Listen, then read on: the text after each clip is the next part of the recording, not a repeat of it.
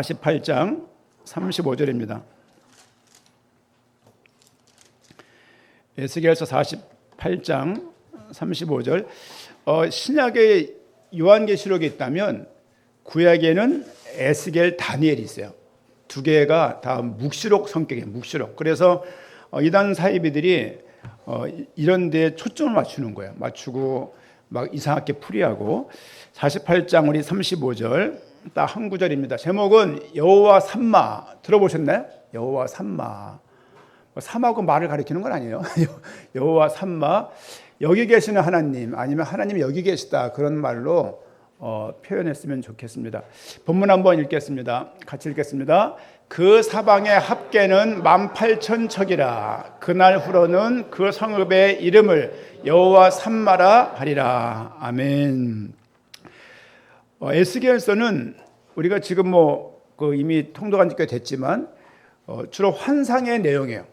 환상의 내용을 에스겔이 좀 보면서 환상의 내용을 쭉 적어놓은 성경이 에스겔이라고 보시면 될 것 같습니다. 특별히 여호와 삼마라는 이야기는 우리가 여호와 라파 많이 있지 않습니까? 근데 여호와 삼마라는 이야기도 에스겔서는 굉장히 회화적이에요. 그리고 굉장히 시각적이에요. 예를 들면 우리가 알고 있는 그 에스겔 골짜기에 뼈다귀가 가득한 거예요. 그들이 군대가 된 이야기 에스겔에 나오잖아요.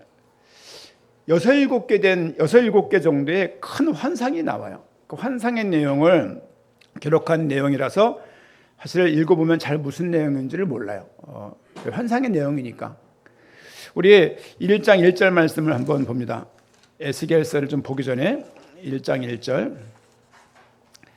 에스겔서 1장 1절을 보면은 에스겔이 어떤 형편인가를 좀 볼 수 있는데요. 1장 1절 말씀 보니까 본문을 들어가게 되는 배경을 좀 봅니다. 30째 해 넷째 달 초닷새에 내가 그발 강가 사로잡힌 자 중에, 무슨 말이냐면 지금 포로가 되어서 강가에 나와 앉아 있는 거예요. 상황이 지금. 그래서 본문이 있네요. 그 강가에 사로잡힌 자 중에 포로가 된 중에 있을 때 하늘이 열리는 거죠. 이렇게 하늘이 열리면서 하나님의 모습이 내게 보였다. 하나님을 본 자, 그렇죠? 환상 중에 봤겠죠. 여호야긴 왕이 사로잡힌 지 5년 그달 초닷새라. 그러니까 지금 포로된 지 5년 정도가 됐다, 이렇게 보시면 됩니다. 에스겔은 누구냐면 제사장입니다. 제사장이 특별히 포로가 되어서 5년쯤 되었을 때 자기가 제사장 그룹에서 제사장들이 돌아가면서 순번을 맡아. 이렇게 올해는 김씨가 하고 다음에는 누가 하고 이렇게. 그래서 에스겔은 제사장 후보생으로서 제사장으로서 준비를 하고 있다가 포로가 된 거예요. 끌려서 여기까지 온 거예요. 그래서 와서 강가에 앉아가지고 아픈 심정을 달래면서 하나님께 기도하고 있는 장면. 3절 말씀 보니까 갈대아 땅 그발 강가에서 여호와의 말씀이 부시의 아들 제사장 나 에스겔에게 특별히 임하고 여호와의 권능이 내 위에 임하였으니라 하면서 그때부터 이제 환상을 보기 시작하는 거예요. 5절 말씀 보니까 그 속에서 내 생물의 현상이 나타나는데 그들의 모양이 이러하니라. 그들에게 사람의 형상이 있더라. 그들에게 각각 내 얼굴과 내 날개가 있고 그들의 다리는 곧은 다리요 그들의 발바닥은 송아지 발바닥 같고 광낸 구리같이 빛나며 하면서 쭉 내용을 보면서 1장 28절입니다. 1장 28절 같이 한번, 지금 화면이 없을 겁니다. 1장 28절 같이 읽겠습니다. 그 사방 광채의 모양은 비오는 날 구름에 있는 무지개 같으니 이는 여호와의 영광의 형상의 모양이라. 내가 보고 엎드려 말씀하시는 이의 음성을 들으니라. 여호와의 그 형상이 보여준 그 알 수 없는 그 형상이, 생물의 4개 얼굴과 4개 날개를 가진 그 형상이 사실은 여호와의 영광의 형상이라고 지금 에스겔은 깨닫는 거예요. 제가 간간히 말씀을 드립니다. 언제 믿음 생활이 시작되냐면 말씀의 의미가 탁 들어와야 돼요. 의미가 들어오기 전까지는 그냥 다니는 겁니다. 다니고, 제가 중학교 2학년 때 막 기도할 때 막 벅찬 거예요. 그렇죠? 그래서 저도 알 수 없는 기도를, 그땐 방언기도였던 것 같아요. 방언기도를 한 2-3시간을 했던 것 같아요. 그때 계시던 김금성 전사님이 저를 달랑 업고서, 업기 편하니까, 크지 않았어요. 이렇게 그때 뭐 50km 나갔을까요? 그래서 달랑 업고서 이렇게 숙소까지, 예배당까지 비를 맞으면서 이렇게, 뭐 그분에 대한 그런 기억이 있어요. 그래서 나중에 뭐 하나님이 뭐라고 말씀하시니, 그래서 뭐 내가 죄인이래요 막 이러면서 이제 중학교 2학년 때 무슨 죄를 졌겠어요. 근데 그런 의식이 이렇게 깨달아지는 거예요. 이렇게 딱 깨달아지니까 삶에 대해서 막 살고 싶지가 않은 거예요. 이제 그러다가 24살쯤에 딱 생각이 들었어요. 아, 인생이 쭉 가면 다시 못 돌아오는 거구나가 좀 늦게 들었죠. 24살에 이렇게 탁 들어왔어요. 그러면서 엉성하게 살지 말자. 이왕 사는 거 좀 진중하게 살자라고, 그거 뭔지 모르겠는데 말씀을 통해서 삶이 이렇게 채비가 되고 좀 준비가 되는 그런 시간이 있었습니다. 여러분들에게 환상을 보라고 여러분, 지금 환상을 보는 것이 성경보다 앞설 수 있냐? 없습니다. 꿈에 좀 민감한 분들이 있어요. 우리 현사모도 그랬었고, 지금은 뭐 너무 코 골고 잘 자지만은 옛날에 맨날 꿈을 꿨어요. 꿈을 꾸고 참다가 말하는 거죠. 꿈을 꿨는데 그러면 또 집어치워라 하고 또 이런 얘기가 항상 있었어요. 꿈을 많이 꾸는 분들이 있을 것 같아요. 근데 그 여러 가지 요인이 있겠죠. 근데 그걸 너무 영적으로 해석하는 것은 좋지 않습니다. 그리고 성도의 꿈은 개꿈이고, 목사님의 꿈은 하느님의 꿈이고, 그렇지 않습니다. 둘 다 개꿈일 확률이 높아요. 그러니까 너무 꿈들을 믿고 좋지 않아요. 여러분, 청년들 연애할 때 남자친구가 너무 꿈 얘기를 많이 해요. 결혼하면 안 됩니다. 그거 잡는데 한참 걸려요. 그리고 사귀고 있는 자매가 너무 꿈 얘기를 많이 해. 그러면 헤어지는 게 정답입니다. 저한테 책임을 묻지 마시고, 경험상 그래요. 그런 쪽에 이상하게 촉이 나 있고 민감한 사람들은 삶의 태도 또한 조금 뭐랄까요, 이게 쉽지 않아요. 그러니까 이제 그런 사람들을 우리 영적으로 민감하다고 말하는데, 전 그렇게 생각하지 않습니다. 약한 거예요. 약한 거죠. 왜냐, 건강한 사람은 푹 자고 깨는 거예요. 오른쪽 누웠다가 돌아 누웠는데 아침이야. 저 같은 경우. 그게 건강한 사람입니다. 자면서 온갖 꿈을 다 꾸고 전쟁도 하고 막 그냥 뭐, 예전에 한번 서론이 길어지는데 현사모가 막 일어나서 화를 내는 거예요. 왜냐니까 제가 바람을 폈다는 거예요, 꿈속에서. 그걸 내가 어떻게 막냐고, 그거를. 너무 억울한 거예요, 그거. 그러나 계속 눈치가 보이는 거예요. 계속. 우리 청년들도 그러니까 뭐가 예민한 사람들은 피하세요. 꿈에든 뭐든지 간에. 오늘 에스겔은 예민해서가 아니라 하나님이 그 제사장이 올해 순번에 대해서 제사장 활동을 해야 되는 그 에스겔에게 환상을 보여주는 거예요. 환상을 보여주기 때문에, 이건 환상이기 때문에 많이 해석이 필요한 거 아닙니까? 그런데 그 상황에, 그 나라 상황에 맞게 해석을 해야 돼요. 그것을 지금으로 끌고 와서 지금 내 상황과 맞춰서 해석하기 시작하다 보면은 거기서부터 이제 신비주의가 등장하고, 신비주의를 한번 딱 빠지면 못 돌아옵니다. 못 돌아와요.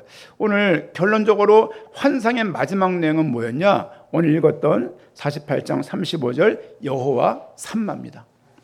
결국 뭐라고 말씀하시냐면, 우리가 지금 포로 상황에 있지만 결국은 하나님이 여기 계시다 그러는 거죠. 생각을 해보십시오. 하나님의 백성인데 망한 거예요. 성전이 무너진 거예요. 주께 예배드리던 그 성막이 찢겨지고 다 불타버린 거예요.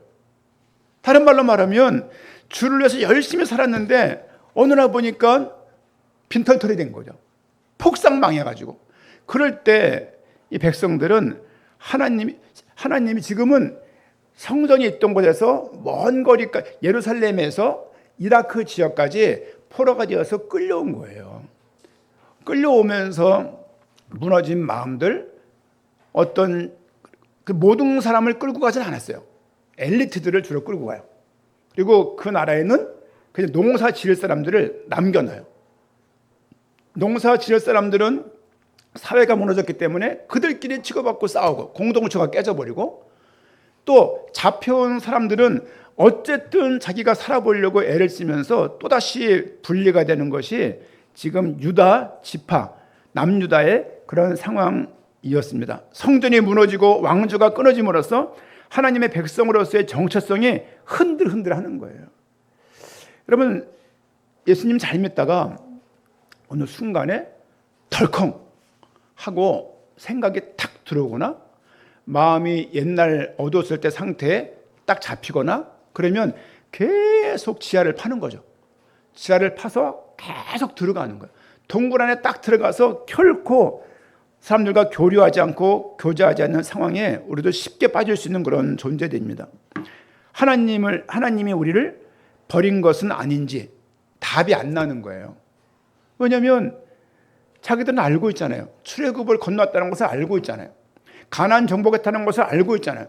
그런데 지금은 예배드릴 곳조차 없는 거예요.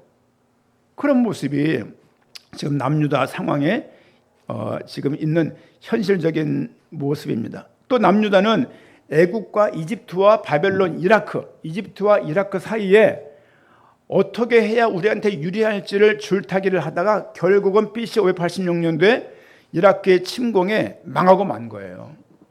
얼마나 많은 사람이 죽었겠습니까? 전 그런 생각을 해요.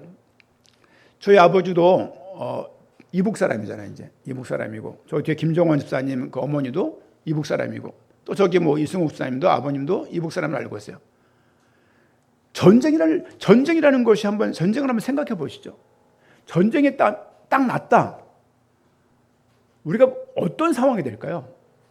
전쟁이 딱 나서 폭탄이 쏟아지기 시작하고 다리가 끊기기 시작하고 우리야 뭐 다리 아래 살고 있으니까 도망가기 쉽겠지만 저 다리 위에 사는 사람들, 강북 쪽에 있는 사람들, 뭐 은평구, 서대문구 다 그쪽 마포구, 서울에 있는 25개구 어떡할 거예요? 어떻게 피난을 갑니까? 그리고 쿠팡은커녕 직장은커녕 삶의 퀄리티는커녕 최하의 삶을 살게 되는 거예요. 그렇죠? 그 시대 그런 현실을 맞고 있는 그 속에서 제사장인 에스겔은 지금 백성들의 이 아픔과 고통과 이 나라의 미래를 바라보면서 심한 어떤 갈등에 빠져 있는 그런 모습인 듯 합니다. 하지만 결론은 뭐냐면 우리 몇 구절 말씀을 좀 봅니다. 우리 11장 23절 에스겔서 11장 23절입니다. 지금 뭘 보고 있냐면요. 포로된 백성에게 임한 여호와 삼마 그런 제목을 좀 보고 있어요. 포로된 상황 속에서 백성들에게 임하신 거기 계신 하나님의 은혜를 보고 있습니다. 11장 23절 말씀 한번 화면에 띄워주시죠. 같이 읽겠습니다. 그러자 여호와의 영광이 광채가 성에서 그 동편산으로 이동하며 머물렀다. 지금 무슨 말이냐면 여호와의 영광이 광채가 성에서 그 동편산으로 이동했대요. 무슨 말이냐? 하나님이 영광이 떠난 장면이에요. 그렇죠? 1장은 환상을 보기 시작하고 11장에서 어떤 환상을 보냐면 여호와의 영광이 떠나는 장면인 거예요. 뭐라고 말할 수 없습니다만은 지금 에스겔에서 계속 나오는 단어가 뭐냐면 여호와의 영광이에요. 나라가 망했는데 계속 영광이라는 단어를 에스겔은 보고 있습니다. 하나님께서 떠나신 거예요. 여러분 삶 속에 생각을 해보십시오. 어느 날 생각을 해보고 너무나 잘 살게 되어지고 큰 외제차도 몰고 너무너무 좋은 집에 살다가 어느 날 문득 드는 생각이 내 삶에 하나님이 없네? 그 생각이 딱 든다고 생각해 보십시오. 하나님이 없는 삶 어떻겠습니까? 저도 뭐 어릴 때 친구들이 있잖아요. 딱 만나면 나이가 이 정도 먹었으면 조금 뭔가 정숙해지고 조금 뭔가가 매너 있어지고 인격적이 될 것 같은데 막상 나이 먹어서 친구들 만나면 뭐 기본적인 대화를 하기가 어려운 거죠. 이렇게 대화의 질, 대화의 결, 대화의 방향이 너무 안 맞는 거예요. 이게 이거는 저만 느끼는 것이 아닐 것입니다. 어저께 우리 남존대 모여서 대화하는데 뭐 장로님도 그런 말씀 하시는 거죠. 그 이해가 가요. 무슨 말인지. 어저께 하면 그 카톡에서 제가 나왔거든요. 어릴 때 친구들인데 그 카톡에서 있을 수가 없는 거예요. 나오면 초대하고 결국에 그냥 나와서 이제 초대 못하게 되는데 그냥 장례 때만 보는 걸로 장례 때 부모님 장례 때 한번 보고 몇 년에 한 번씩 봐도 어릴 때 친구니까. 중요한 건 뭐냐면 삶이 그렇다는 거죠. 여호와의 영광이 떠난 교회 생각을 해보세요. 하나님 안 계신 것 같아. 저 장로님이, 저 목사님이, 저 집사님이 그 성도라고 말을 하지만 하나님이 안 계신 것 같아. 삶이 어떻겠습니까? 여러분, 믿음은요, 삶으로 표현되게 돼 있어요. 말로 표현되게 돼 있어요. 그렇죠? 그러니까 예를 들면 주를 믿는데 감사함이 없습니까? 주를 믿는데 입안에 불만이 가득하고 늘 폭발 직전의 상태를 유지하고 풍선 있잖아요. 풍선을 꽉 누르면 터질라 그러잖아요. 그 상태로 사람이 산다고 생각해 보십시오. 얼마나 불편하고 얼마나 어렵겠습니까? 그렇죠? 우리 자매들, 청년들, 형제들 그런 사람 피하세요. 늘 폭발 직전이야. 사물을 바라볼 때 온전히 못 봐. 사물을 바라볼 때 늘 뭔가가 창의적인 게 아니라 삐딱해. 피하십시오. 왜? 손 덜컹 잡았다간 광단이지만 피똥 쌉니다. 아주 큰 피똥을 싸요. 어른들에게 물어보세요. 그냥 아휴 이러고 마실 거예요. 그분들은요. 왜냐하면 살아봐서 알기엔 너무 늦습니다. 여러분 지금 유다에게 우상 숭배를 하고 하나님이 있지만 그들에겐 그런 말을 했습니다. 우리에겐 성전이 있다. 우리에겐 예배가 있다. 우리에겐 율법이 있다. 그랬던 민족이에요. 그런데 결국은 나라가 망한 거예요. 여러분 교회 오는 게 문제가 아니라 내 삶 속에 믿음이 있는가를 항상 생각을 하셔야 됩니다. 믿음이 없으면 삶이 어떻겠습니까? 결국은 노년기로 갈 건데 우리 얼마 전에 우리 조옥형 여사님하고 조덕형 우리 삼촌을 이런저런 병원을 지금은 교회 나와서 앉아 계시지만 그렇죠? 누군가가 돌봐야 될 거 아닙니까? 근데 그게 너무 번잡한 일이고 너무 복잡한 일이고 그걸 우선순위에 두고서 살 수가 없잖아요. 사실상은요. 그렇죠? 그분들은 우리를 키우면서 우선순위를 뒀지만 자식들은 부모를 우선순위에 두며 살기가 어렵더라고 보니까 이렇게. 그런 가운데 느끼는 거죠. 아, 노년기가 이렇구나. 몇 년 뒤에 내가 저 자리인데 생각이 드는 거죠. 삶의 교훈입니다. 삶의 교훈이에요. 그렇죠?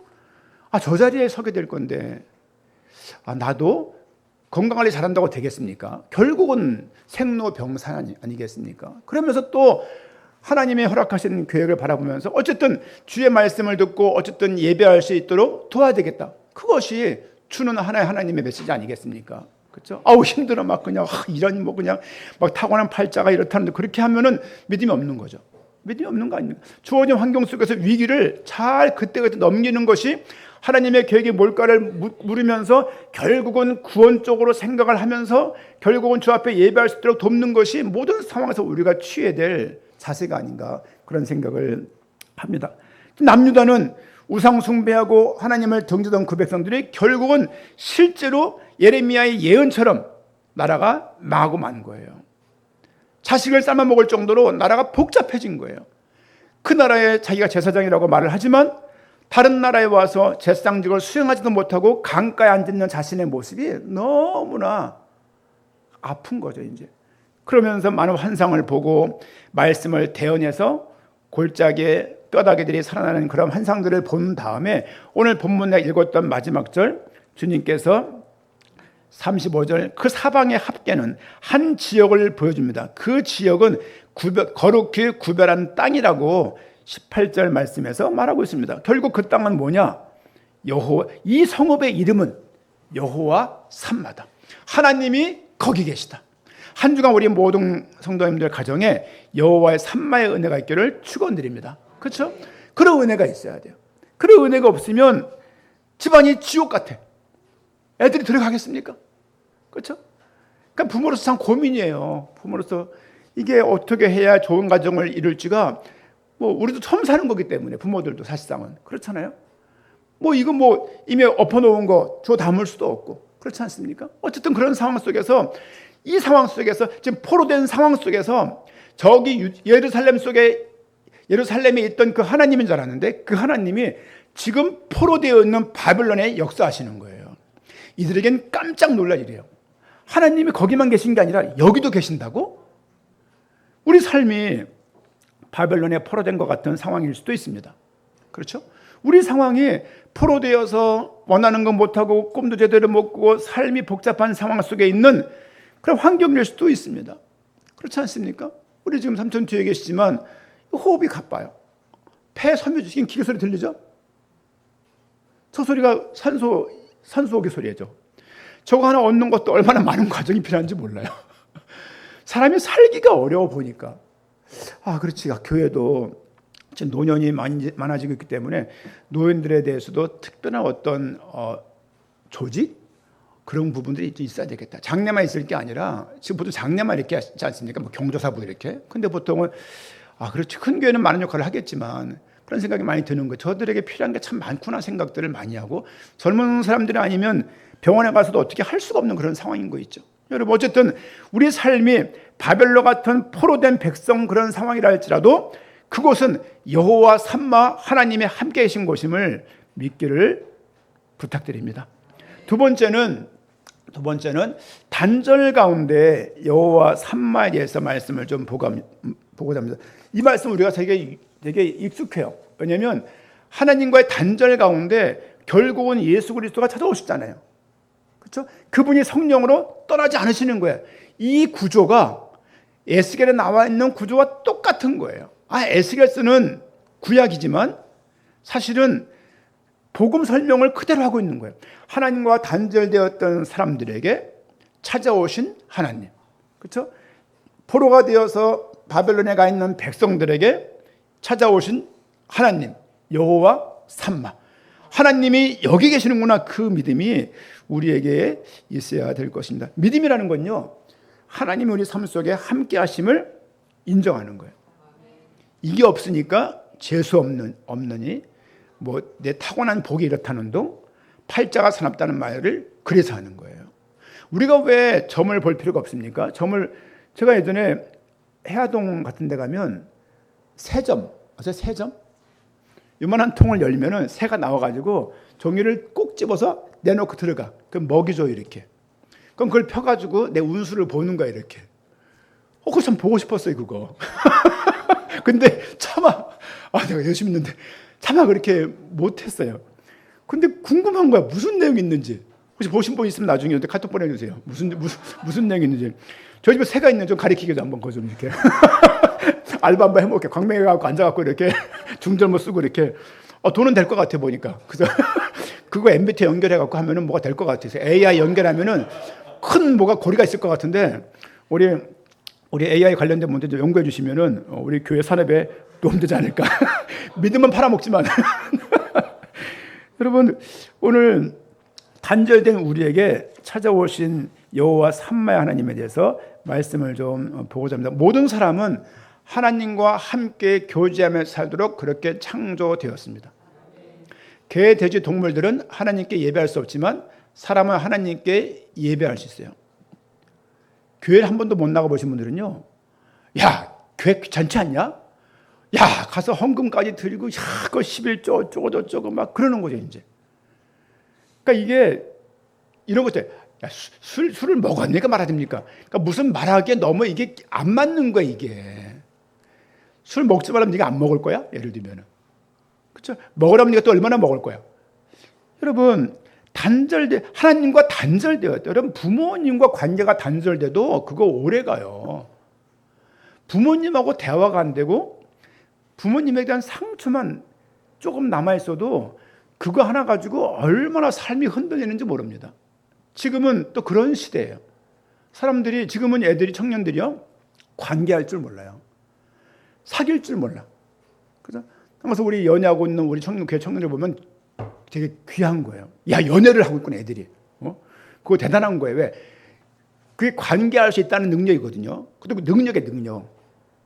사람을 사귈 수가 없다. 뭐 사귀는 데는 헤어짐도 포함된 거예요. 사귀고 좋아하는 감정이 있다가 사귀었다가 헤어졌다가 싸웠다가 또 헤어졌다가 또 만났다가 그러다가 또 다른 사람 사귀었다가 뭐 그러면서 결국은 짝지 만나는 거거든요. 어떻게 딱 만난 사람을 손잡았다고 결혼합니까? 그럴 수 없는 거입니다. 손잡아서 결혼한 분들 좀 후회 많잖아요. 여러분들 단절됐다를 생각해요. 단절. 그렇죠? 우리는 피해자면서 우리는 또 가해자예요. 부모님들은 피해를 받았던 세대이면서 또 나도 모르게 가해를 줬던 그런 입장에 어정쩡한 상황에 서 있는 거예요. 내가 받은 상처는 돌아가셔서 말할 데는 없고 난 상처받았다고 말하는 아들한테 할 말은 또 없고, 그럼 이렇게 치이고 저렇게 치이고, 뭐 그럼 대부분 아빠가 욕먹지 않습니까? 또 잘못하기도 하고요, 아빠들이. 어쨌든 하나님과 단절됐다는 것은, 부모님과 단절됐다는 것 그 이상이에요. 아담과 하와에게 줬던 그 행위 언약을 아담과 하와가 선악과가요, 그 유일한 나무가 아니라 동산 중앙에 있는 그 나무예요. 동산 중앙이 아닌데도 나무가 많았다. 선악과 나무는 여기저기 많은 거예요. 많은데 동산 중앙에 있는 그 위치에 있는 나무만 먹지 말라는 거예요. 근데 배고파서 먹은 거 아니에요? 내가 과일을 너무 좋아하는데 저기 내가 좋아하는 과일이 저기 딱 있는 거야. 그래서 먹은 거 아니에요. 저거 안 먹는데 큰 인내력이 필요한 것도 아닙니다. 사탄에게 속아서 아담과 하와가 따먹게 된 거예요. 그렇죠? 그로 인해서 모든 사람들이 하나님과 단절되게 되었다. 로마서 3장 23절 말씀 보니까 모든 사람이 결과적으로 죄를 범하였음에 하나님의 영광에 이를 수 없다. 이 문장을 잘 보세요. 죄를 범하면 무슨 뭐 통장이 못 된다랄지, 죄를 범했기 때문에 학교를 못 간다랄지, 죄를 범했기 때문에 누나를 뺀다랄지, 그런 말은 이해가 가는데 죄를 범했기 때문에 하나님의 영광에 이를 수 없대요. 이게 무슨 말이에요, 이게? 여러분 고민해 본 적 있습니까? 우리는 원래 하나님의 영광의 자리에 있던 사람이에요. 그런 존재로 창조된 거예요. 그래서 우리 애들이 귀한 거예요. 그래서 우리가 귀한 거고 사람이 귀한 겁니다. 그래서 다 늙어가는 남편이 귀한 거고 다 늙어가는 아내가 그래서 귀한 거예요.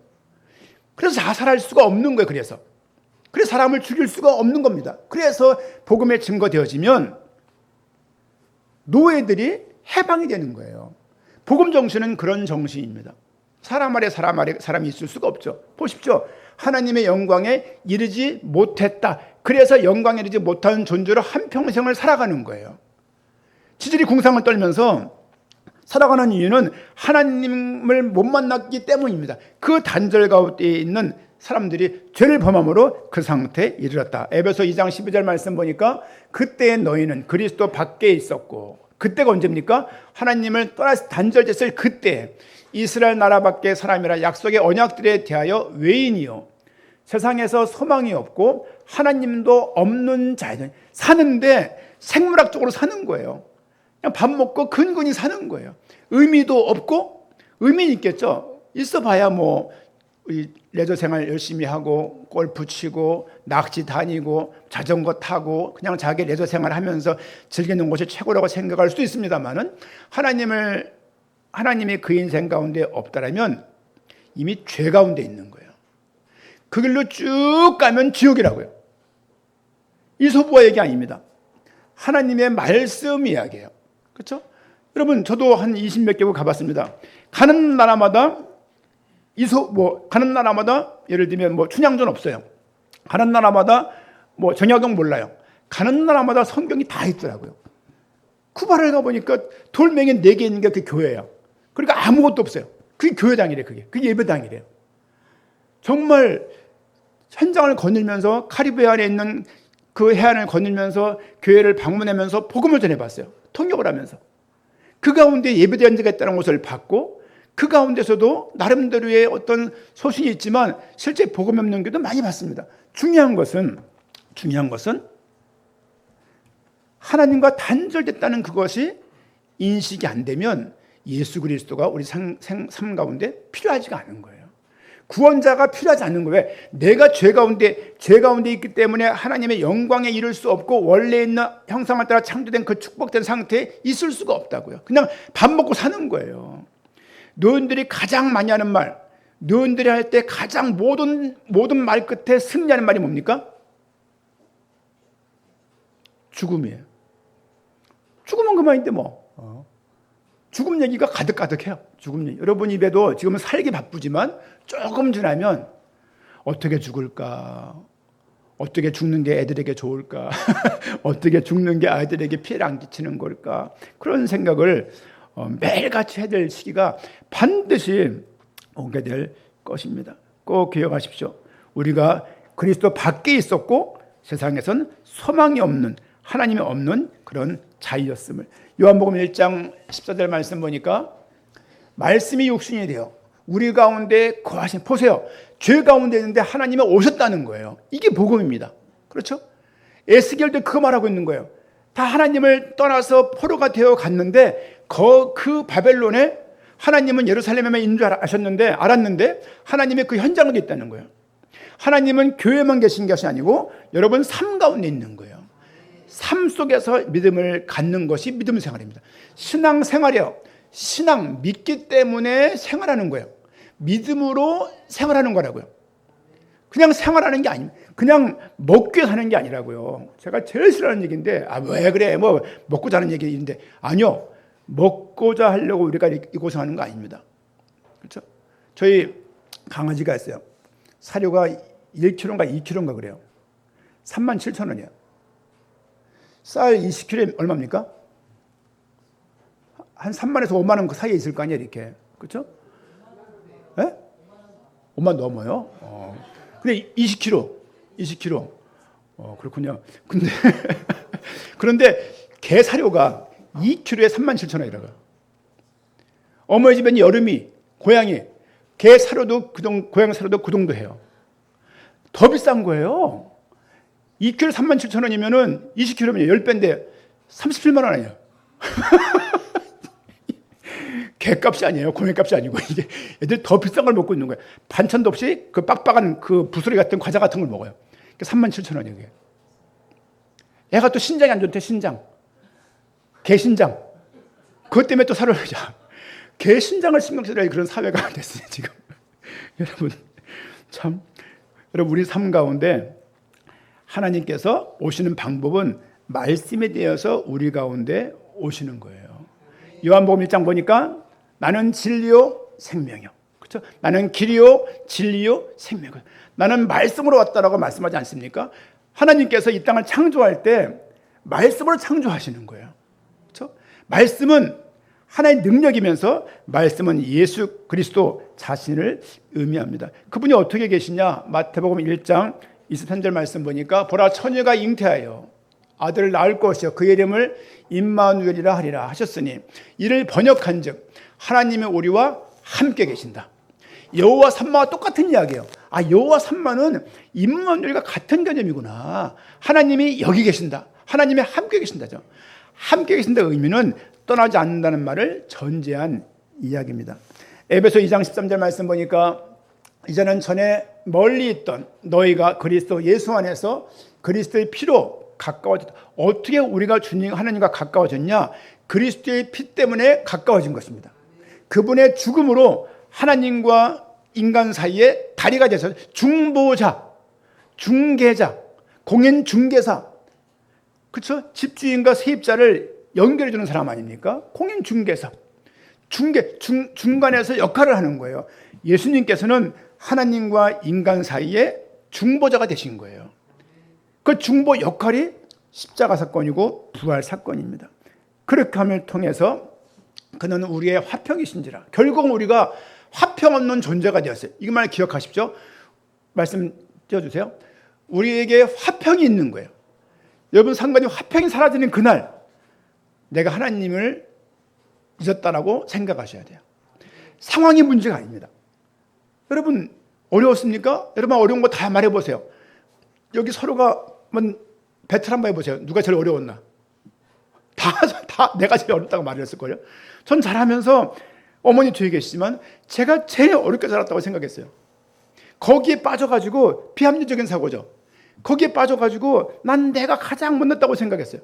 여기에 빠져가지고 얼마나 많은 시간을 힘들었는지 몰라요. 근데 이 상황 속에서 복음이 저를 일으켰어요. 복음을 들으면서 말씀을 들으면서 말씀을 묵상하면서 예배를 드리면서 저도 모르게 큰 지평 가운데 서게 됐다는 것을 나중에 알게 되었습니다. 여러분 막 열등의식이 가득하고 막 자기 학대가 가득한 상태에서 개척 못합니다. 뭐가 충만하고 뭐가 가득하고 뭐가 내가 힘이 막 은혜 뭐가 이유가 주어져야 이 목회를 할 수 있는 거예요. 여러분 삶도 안 그렇습니까? 그렇죠? 여러분 삶 가운데 그 화평이 우리 삶 가운데 가득하게 부탁드리고 화평이신 그분이 부활하신 주님이 우리에게 주신 큰 언약 중에 하나입니다.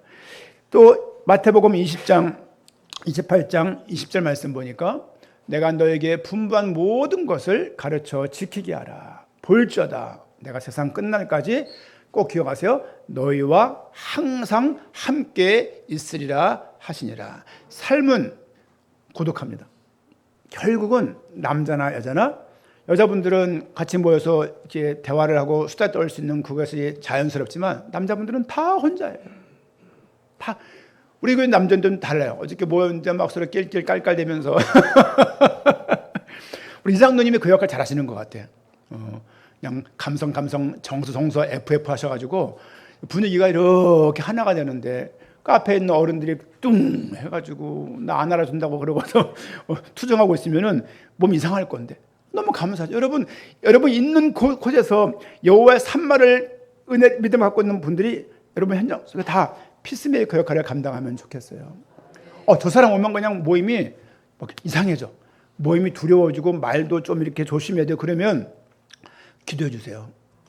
저 인간이 아직 복음이 의미가 깊이 안 들어온 것이고, 여러분 여호와의 산마의 은혜를 지금 못 누리고 있구나 생각하시면 아마 정답이 될 것입니다. 여호와 산마의 성취는 예수 그리스도 안에서 하나님의 단절된 우리에게 다시 임재하신 그 사건이 예수 그리스도가 이 땅에 오신 사건이에요. 성경은 그리스도 중심적입니다. 성경은 그리스도 목적적이에요. 그렇죠? 그리스도가 사라지면 아무것도 필요가 없는 겁니다. 단절된 우리를 하나님을 만나게 하신 그 여호와 산마 하나님이 우리 삶 가운데 늘 영원하심을 잊지 마시기를 바랍니다. 세 번째 마지막으로 삶 속에서의 여호와 산마를 좀 보고자 합니다. 처음에는 에스겔 포로된 상태에서의 여호와 산마, 두 번째는 단절된 상태에서의 여호와 산마, 세 번째는 삶 속에서의 여호와 산마를 말씀을 좀 한 주간 묵상하기 위한 내용을 좀 보고자 합니다. 삶의 현실을 보면요, 분주하고 상처도 이렇게 저렇게 많이 맞는 것 같고, 순간순간 저는 직장 다닐 때 참 이상한 걸 느꼈어요. 비만 오면 사람들이 안 좋아요. 비가 오는 날은 회의를 안 했어요. 항상. 또 지혜 같은 분이고. 그리고 아침에 조심해야 돼. 아침에. 감정이 아직까지 밸런스가 안 맞기 때문에 아침에 뭔가가 이렇게 탁탁 이거 뭐가 이렇게 언밸런스 되는 사람들이 종종 있어요. 직장에서 많이 봤어요. 그래서 저희 아침에 회의를 짧게 했어요. 짧게 하는 그 시간에 뭔가가 이렇게 기분 상한 사람들이 생겨요. 그렇구나. 그런 거죠. 삶 속에서 삶이 얼마나 분주하고 그렇습니까? 뭐 하루를 막 달려도 늘 지치고, 뭐 벌어도 시원치 않고, 그냥 월급에 쉬고 왔다가 휙 통장 통과하면서 순간 돈 다 나가버리고, 그렇죠? 이거는 뭐 여러분 현실이나 제 현실이나 똑같은 거예요. 여러분이 돈 많이 필요합니까? 제 현실은 제 목사기 때문에 돈이 조금 필요합니까? 그렇지 않습니다. 여러분들은 보험비가 필요하고 목사는 목사니까 그냥 살아야 됩니까? 그거 아닙니다. 그렇지 않습니까? 마찬가지, 삶을 살아가면서 은혜가 아니면, 여호와의 산마의 은혜가 아니면 순간순간 넘어질 일들이, 목사끼리 모여도 그래요. 목사끼리 모여도 지난번에 시차례하고 이렇게 무슨 감사를 했었는데요. 시차례 가서 들었던 이야기예요. 어느 목사님이 캐나다에 있는 목사님이신데 너무 힘들어가지고 취미 생활을 하나 했대요. 근데 그분 목사님 성격은 푹 빠지는 취향의 어떤 그런 목사님이래요. 낚시를 배웠대, 캐나다에서. 얼마나 좋겠습니까? 캐나다에서. 근데 어느 날 막 너무 낚시를 한참 하다가 몇 년 지났는데 낚시를 너무 좋아하게 됐대요. 틈만 나면 낚시 가게 됐대요. 어느 날 차를 몰고 짐을 채비를 하고 막 가는데 장로님의 차가 쭉 지나가더래요. 빵빵하면서 어디 가요? 그랬대요. 교회 가요? 그러더래요. 왜요? 오늘 수요일이잖아요. 그러더래요. 목사님 지금 낚시를 가고 있는데 오늘 수요일이구나. 그러면서 낚시를 간뒀대, 그때부터. 우리 한국에 있는 어느 목사님도 그런 말씀 하시더라고요. 한참 낚시라고 전화가 왔더래요. 사모님들이요. 그래서 왜 전화했나? 전화 안 받았대요. 나 낚시 한참 전화가 왔길래 이제 배가 이동 중이라 전화 받았대요. 왜? 그러니까는 어디야? 낚시터. 사모님이 미쳤어? 오늘 수혜비 안 드릴 거야 그러더래요. 보니까 30분 남은 거야. 그래가지고 차량 인도하고 있으라고 그러고서 막 낚시터를 있는 걸 다 그때 바다에 빠뜨려 버렸대요. 다시 내가 이거 안 한다고 빠뜨리고. 그러고서 교회를 띄워가지고 낚시 안 하겠다고 서원을 했다고 그러더라고요. 이제 여러분, 한편으로는 이해가 가요. 제 목사님들 자전거 타잖아요. 되게 힘들어요. 타면요 막 침 질질 흘리고요. 땀이 얼마나 나는지 몰라요. 일주일에 한 번 타니까 이게 운동이 됩니까 이게? 한 번 타니까 늘 탈 때 새로워. 늘 새로운 것 같아. 알 베겠다가 알 풀렸다가 알 베겠다가 알 풀렸다가 하면서 이게 가는 길이 늘 처음 가는 길 같아. 얼마나 힘들. 근데 타고 나면 일주일이 즐거워요. 폐가 즐겁고 숨 쉬는 게 즐겁고 그래도 몸에 활력이 들어가고 이렇게. 그러면서 또 이런 얘기 저리 하다 보면은 또 그게 이런 아픈 얘기 저런 얘기 하다 보면은 목사들도 삶 얘기하다 보면 이렇게 힘든 얘기가 많은데 성도님도 오죽할까 하는 생각을 많이 듭니다. 우리 도운대원 다니는 방황도 안 하고 사춘기도 없이 잘 컸을 것 같죠. 그렇죠? 아빠가 말하면 애들이 예 이러고서 딸 커. 아빠를 어떻게 했습니까? 그렇게 하라. 이렇게 지낸 것 같죠. 얼마나 많은 전쟁이 있었는지 몰라요. 그렇죠? 저는 전쟁하기 싫어서 이제 다 가라. 다 이제 독립하라고 이제 그런 상황입니다. 여러분, 저희 지금 집이 2개예요. 집이 상황적으로. 그 윗집의 현사모가 한 달에 한 번은 올라가나요? 안 올라가요. 왜? 올라가면 또 말해야 될 거 아니야. 야, 옷은 여기다 벗어놨냐? 이게부터 시작 둘이 있는데 이게 집이냐? 동굴이냐? 뭐 이게 우리냐? 막 그럴 상황. 제가 가끔 올라가 봐요. 아이고야. 변기 커버 좀 바꿔라. 그거. 떨어져 있어 이게. 어떻게 쓰는지 모르겠어요. 그걸. 떨어져 있길래 올려놓고 썼는데 이렇게. 이야. 장난이 아닌 거예요. 새는 물도 없고 물 주고 밥도 없고 막 그냥 여기저기 벗어놓고 막 그냥. 그래서 한편으로는 그렇죠. 삶을 분주한 삶 속에서요. 이 말씀이 저는 마태복음 11장 28절 말씀 보니까 띄워주시죠. 마태복음 11장 28절 이 말씀이 참 그러니까 분주하고 수고한 삶 속에서 여호와의 산만하님을 기억하십시오. 이 말씀 수고하고 무거운 짐진 자들아 다 내게로 오라. 내가 너희를 쉬게 하리라. 쉬게 하시겠대요. 쉼이 있어야 돼요. 여러분 교회 나가는 게 아직 의무야. 아직 힘들어. 조금 하나님이 더 다루실 거예요. 더 다루시고 더 이제 좀 채비를 많이 시킬 겁니다. 어쨌든 나는 마음이 온유하고 겸손하니 나의 멍에를 메고 내게 배우라. 그리하면 너희의 마음이 쉼을 얻으리라. 참 아이러니해요. 멍에를 메면 쉼을 얻겠대요. 이 말이 이상하죠, 그렇죠? 하지만 그 좁은 길 속에 은혜가 있다고요. 좁은 길이 좁게 느껴지면 아직 더 가야 돼요. 좁은 길인데 좁게 느껴지지 않는 그 믿음의 모습으로 하나님이 우리를 키워 나가기를 원하십니다. 하나님이 하루 종일 힘들다 하더라도 짧은 기도 막 덕호덕 막 컴퓨터 켜서 게임하지 마시고 순간 하나님께 기도하시라고요. 짧은 순간이라도 여호와의 산마의 하나님이 여기 계십니다. 그 하나님을 믿겠다라고 그 고백이 우리 삶 가운데 필요할 것입니다. 또 삶 속에 상처 입은 마음에 여호와 하나님께서 임하십니다. 상처는 시편 34장 18절 말씀 보니까 여호와는 마음이 상한 자에게 가까이 하시고 아멘 충심으로 통회하는 자를 구원하시는도다. 마음이 상한 자를 하나님이 가까이 하신다고 말씀을 하고 있습니다. 상처가 뭡니까? 상처는요, 거울을 보면 내가 하나가 보이지만 거울을 딱 깨놓으면 이 100조각이 되면 제가 100개로 보이잖아요. 상처는 이런 거예요. 내가 누군지는 모르겠는 거죠. 내가 아직까지 초점이 잘 안 맞는 거예요. 내 인생 아버지가 책임집니까? 아니요. 엄마가 책임집니까? 아니요. 내 인생 내가 사는 거예요. 내 인생 내가 출발할 수 있도록 부모가 돕긴 합니다. 결국은 여러분들이 뛰어가야 되는 거예요. 그렇죠? 직장 생활 가서 아버지가 줍니까? 요즘 그렇다고 말하더라고요. 우리 예전에 학교에 있을 때 전화가 왔어요. 우리 아기가 군대 갔는데요. 군대 갔는데 연체려고 책을 반납 안 하고 갔다는 거죠, 이제. 아기가 군대를 갑니까? 최대예요, 최대. 근데 제가 아는 근로학생이에요. 어머니 걔가 근로학생 제가 잘 압니다. 제가 잘 처리할게요.